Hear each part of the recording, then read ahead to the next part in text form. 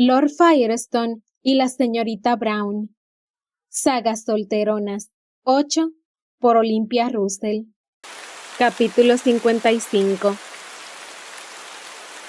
Si había una situación que debían haber evitado ambos, era precisamente aquella en la que se encontraban, los dos, solos, en un habitáculo mínimo en el que no tenían más remedio que estar pegados uno al otro, y después de haber compartido un momento de excitación y aventura.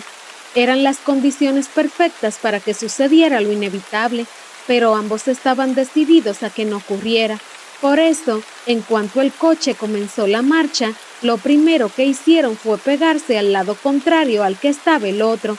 A Teresa se le clavaba en el costado la manilla de su puerta, y Liam tenía que agachar la cabeza porque en la zona más extrema del techo era un poco más bajo, pero era la única manera de mantener a raya sus deseos. Los dos se mantenían en silencio, mirando por sus respectivas ventanillas. Aún así, sus cuerpos se tocaban cada vez que el coche daba un giro en una curva, y cada vez que pasaban, sentían como sus pieles se electrizaban y les costaba hasta respirar del esfuerzo que estaban haciendo para no caer en los brazos del otro. Pero no debían hacerlo, era lo único en lo que estaban de acuerdo.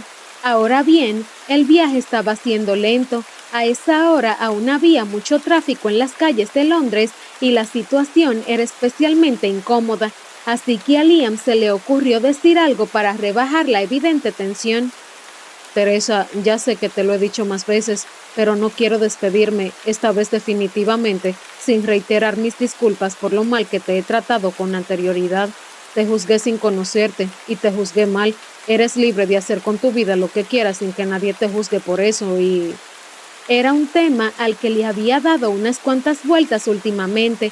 No solo tenía claro que Teresa no se había prostituido nunca, sino que también estaba enfadado consigo mismo por haberla juzgado por mantener relaciones con un hombre sin estar casada.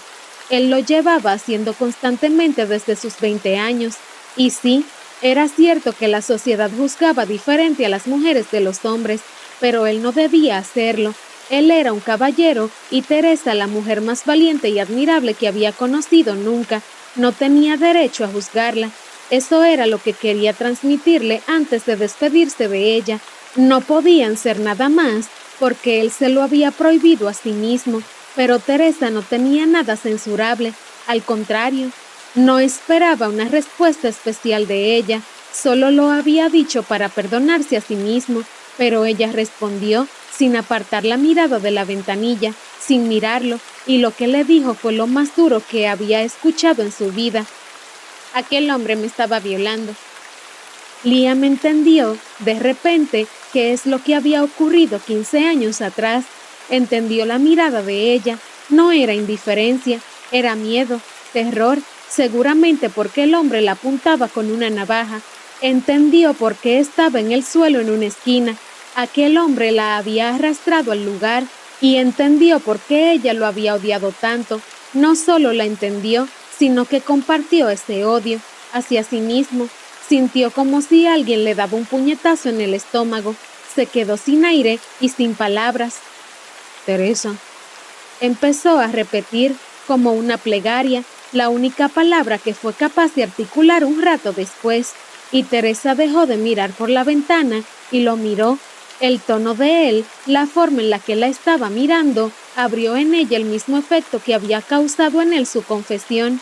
Entendió que él no la había abandonado a su suerte, simplemente había malinterpretado lo ocurrido, y entendió que acababa de descubrir la verdad y no podía arrepentirse más. Si 15 años atrás Liam hubiera entendido lo que estaba ocurriendo, la habría salvado de la violación, incluso poniendo su vida en peligro.